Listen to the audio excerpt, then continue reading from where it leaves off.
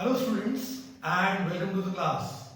I am your history teacher Manoj Arora. Today we will be studying the next part of the chapter, that is Bhakti Sufi traditions. Before I start this chapter, I hope you all will be fine at your homes, taking care of your family as well as yourself.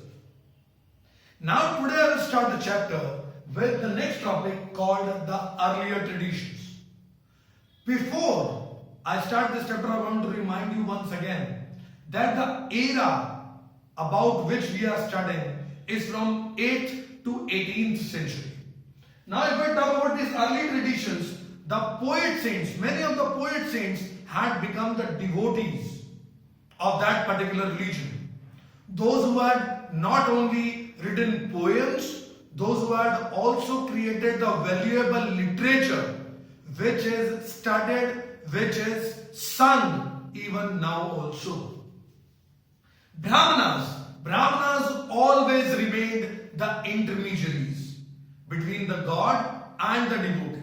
Even now also, if you want to do anything, whether you take birth or whether you die, and in between all the activities, nothing is done without the intermediary of Brahmana.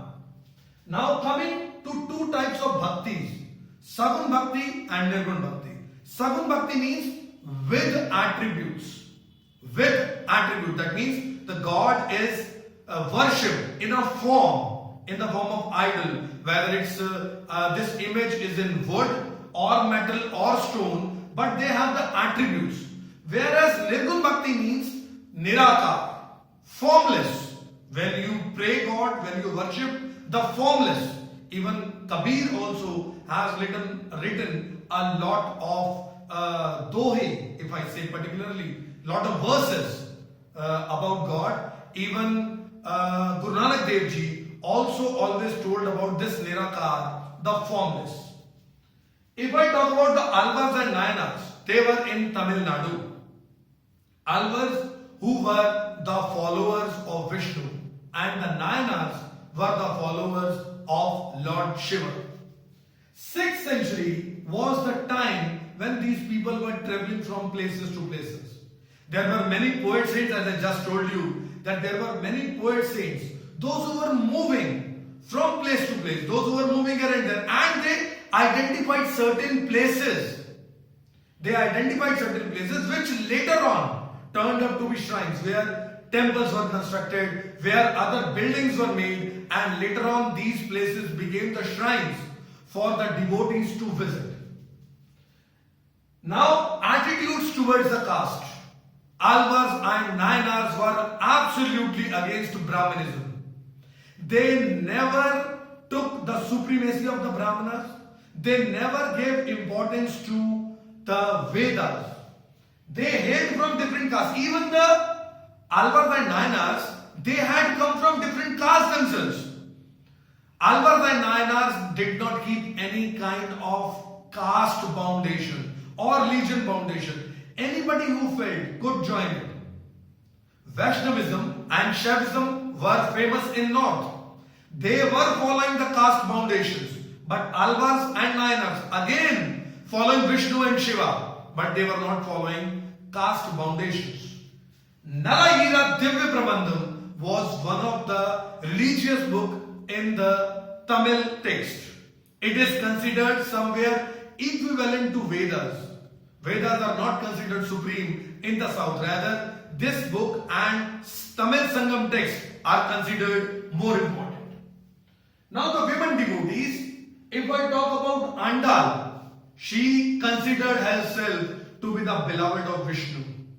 And Karaikal Amaya, she was the devotee of Shiva. Both of them had written many compositions.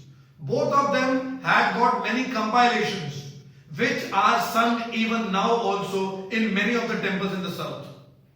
Actually, Andal and Karaikal Amaya both of them were a challenge to the patriarchal norms at that time. Relation with the state. What kind of relation politics and religion can have? Can they have any relation? Let us study about it.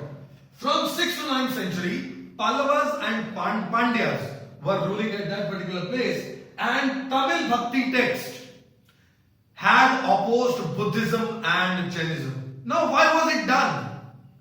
Why were they opposing? Actually, this was to get more followers towards them. At the same time, it was the competition to get the royal patronage. Any of the sect, any of the religion who was able to convince the king towards them, they would get all the resources. They would get money to construct the temple, they would get land, and once if the king had accepted your religion, then who will not? Who would not have accepted the religion at that time? Now when the kings were accepting, that's why the Tamil hymns had clearly opposed Buddhism and Jainism. Because everybody at that time was trying to get the favor, to get the royal patronage, so that they can get more devotees and they can easily get themselves to spread to the various parts of that particular king's kingdom. Now the Cholas, they had come from 9th to 13th century and they had supported Brahmanas. These Chola kings had got many temples constructed in Gangai Konda Cholapuram, in Chidambaram and Thanjavur. There are many other places also where these temples were constructed. Again, you can see the royal patronage. Now, why would kings do that? The kings would do it so that they can be associated with God. And once a king gets associated with God, it would be easy for him to get accepted, to rule, to tell what he wants. His orders would be considered as the orders of the divine. It would be easy for him to rule. More acceptance from the depth of the heart. That's why the kings would always be there in order to construct these temples. Constructing the temple was to win the support. 1945, Parantaka I, he consecrated the metal images of Apar, Sambandar and Sundara. These idols, these metal images, nowadays also are being taken in the Rath Yatras, in the religious ceremonies out of the temples at times. I hope you must have understood the chapter which I have taught till now. I request all of you to please please see that you see and learn and read the NCERT books very carefully. That is a must, my children. That is a must. At the same time, I request you to please like and subscribe my channel. Please hit the bell icon so that you can get the future notifications.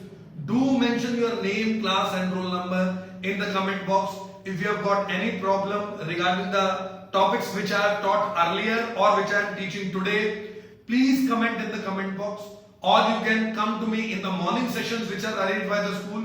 By all means, we are here for you. Thank you very much. God bless you.